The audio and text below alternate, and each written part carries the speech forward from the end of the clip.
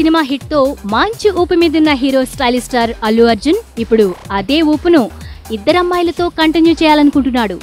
దీని తర్వాత రేసు గుర్రంగా ప్రేక్షకులకు కనిపించబోతున్నాడు. ఆపై హరీష్ శంకర్ దర్శకత్వంలో నటిస్తాడని ఇండస్ట్రీలో వార్తలు వినిపిస్తున్నాయి.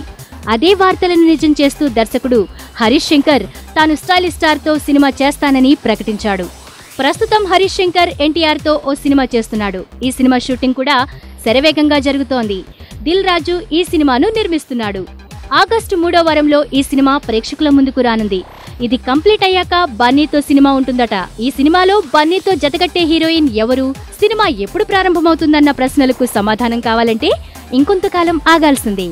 రాజశ్రీ తెలుగు నుండి ఈ రిపోర్ట్ అందిస్తున్నది శ్రావణ్ జాయ్. మరిన్ని వినోదాల కోసం వెంటనే సబ్స్క్రైబ్ చేసుకోండి మీ రాజశ్రీ తెలుగు.